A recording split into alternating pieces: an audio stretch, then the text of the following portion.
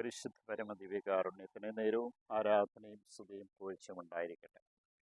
അനന്തകാരുണ്യത്തിന് ഉറവിടമായ കർത്താവെ, ശിഷ്യന്മാരെ തിരഞ്ഞെടുത്തതിനെക്കുറിച്ച് ഇന്നത്തെ വചനത്തിൽ ഞങ്ങളെ ഓർമ്മിപ്പിച്ചു. ഓരോരുത്തരെയും പേര് ചൊല്ലിയാണ് കർത്താവായ യേശു വിളിച്ചത്. പേരിനൊരു പ്രത്യേകതയുണ്ട് എന്ന് ഞങ്ങളെ ഓരോരുത്തരെയും മനസ്സിലാക്കി. 12 പേരെ തിരഞ്ഞെടുക്കുമ്പോൾ അവരുടെ മെറിറ്റ് നോക്കിയല്ല അവരെ തിരഞ്ഞെടുത്തതെന്ന് ഞങ്ങളെ ബോധ്യപ്പെടുത്തും. അവരോരോരുത്തരും സാധാരണക്കാരായ മനുഷ്യർ, അധ്വാനശീലരായ മനുഷ്യർ. അവരധ്വാനിച്ചുകൊണ്ടിരുന്ന മേഖലകളിൽ നിന്നാണ് അവരെയൊക്കെ തിരഞ്ഞെടുത്തത്. ഇന്ന് കർത്താവ് ഞങ്ങളെ ഓരോരുത്തരെയും ഓർമ്മിപ്പിക്കുന്നതാണ്, നിന്റെ ചൈതന്യവും സ്നേഹവും നിറവും ഒക്കെ പലപ്പോഴും ഞങ്ങൾ നഷ്ടപ്പെടുത്തുന്ന അലസരായി കഴിയുമ്പോഴാണെന്ന് ഞങ്ങളെ ഓർമ്മിപ്പിക്കും. വിളിച്ച വിളി അതിൻ്റെ പൂർണ്ണതയിൽ ജീവിക്കുവാൻ ഞങ്ങൾക്ക് കഴിയാതെ പോകുന്നത് ഞങ്ങളുടെ ഈ അലസത കൊണ്ടാണ്.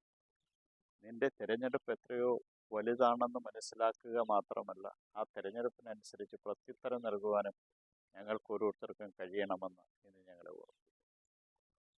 ഇന്നത്തെ ഈ ദിവസത്തെ സമ്പൂർണ്ണമായിട്ട് നിന്റെ കരങ്ങളിലേക്ക് സമർപ്പിച്ചുകൊണ്ട് നിന്റെ സ്നേഹവും ചൈതന്യവും ശക്തിയും ഒരിക്കലും നഷ്ടപ്പെടുത്താതിരിക്കുവാൻ ആവശ്യമായ എല്ലാ കൃപാവരവും നൽകിയത്.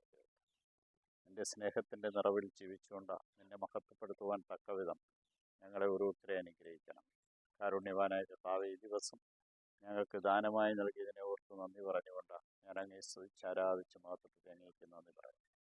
സ്നേഹവും ചൈതന്യവും കരുതലും ഒരിക്കലും നഷ്ടപ്പെടുത്താതിരിക്കുവാൻ തക്കവിധം ഞങ്ങളെ ഓരോരുത്തരെ അനുഗ്രഹിക്കണം.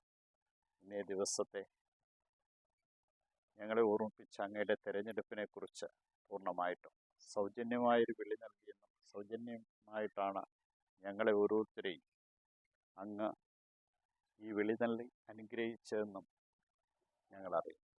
ഈ വിളിക്ക് നന്ദി പറഞ്ഞുകൊണ്ട് അങ്ങയുടെ തിരുവിഷ്ടമനുസരിച്ച് പ്രത്യുത്തരിക്കുവാൻ കൃപ നൽകി അനുഗ്രഹിക്കണം. യൂതന്മാരുടെ രാജാവായ നസ്രേക്കാരൻ യേശുവെ, പെട്ടെന്നുള്ള മരണാപകടങ്ങളെ കാത്തുകൊള്ളണം. പ്രഭാതത്തിൽ ഇതിനെ മഹത്വപ്പെടുത്തുവാൻ തക്കവിധമുള്ള കൃപാവരം ഞങ്ങൾക്ക് നൽകണം. ഈശോയെ നന്ദി, ഈശോയെ സ്തുതി, ഈശോ ആരാധന.